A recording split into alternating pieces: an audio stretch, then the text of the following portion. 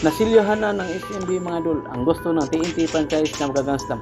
Pinataob nila ang TNT sa Game 6 Final sa kanilang dominant performance. Kaya tinanghal sila na Season 49 PBA Philippine Cup Champion.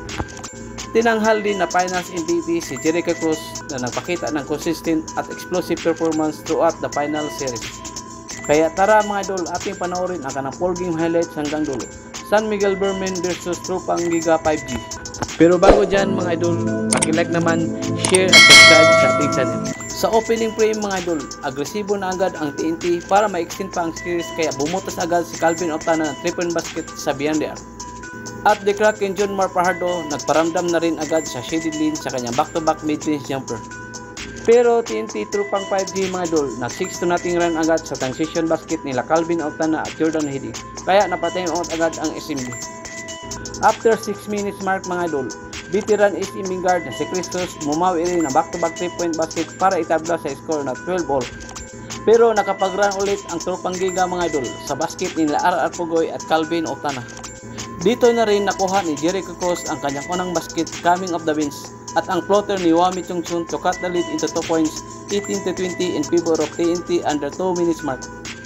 Hanggang sa nagpalitan na ng 3-point basket sina Almon Musutros at Don Trujano bago matapos ang first quarter sa score na 23-25.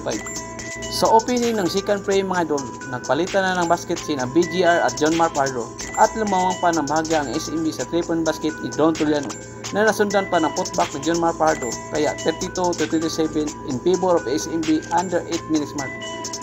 Pero RR Pugoy na open for early up na sinagot naman ni Don Trujano sa assist ni CJ Perez. Nagpalitan na rin dito ng basket sina Big Mo Totowa at BGR hanggang sa nagumpisa na pumutok si CJ Perez at umiscore ng straight 6 points. Pero nag-8-0 run dito mga idol ang TNT sa 3-point basket ni Kenny Williams at Almon Busutus. Tapos 2-point underneath basket ni RR Pugoy kaya nakuha nila ang 1-point lead under a minute to play. Pero nag 6-0 run ulit ang SMB sa layup ni CJ Perez at 4-point basket kaya natapos ang second quarter sa score na 52-47. Pagdating sa third frame mga idol, inumpisa ni John Mar Fajardo ang quarter sa kanyang mid-range jumper na sinagot naman ni BGR ang 3-point basket. Pero CJ Perez naka-string right in one to the basket. At sumagot din ng layup si BGR sa backdoor pass ni Kenny Williams. Under 9 minutes mark mga idol, nakapag 7-0 run ang SMB sa basket din ng Ronnie Bengal at John Mar Fajardo.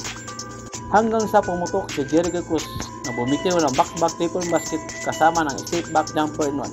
Kaya unti-unti nang lumayo ang SMB sa score na 67-26. At tumulong ni si Christos na kumana ng 3-point basket kaya lumubo na ang lamang sa SMB na 74-58 under 5 minutes mark. Hanggang sa nadumina ng SMB ang third frame mga idol kaya umabot sa 19 points ang kanilang lamang bago magsimula ang fourth quarter. Sa fourth and final frame mga idol, kontrolado na ng SMB ang laban. Pero Almon Busutos never see the spirit pa rin. Bumitiw pa rin ng 3-point basket at back-to-back layup. Hanggang sa naging kontrolado ng SMB ang kanilang kalamangan at natapos ang laban sa score na 107-97.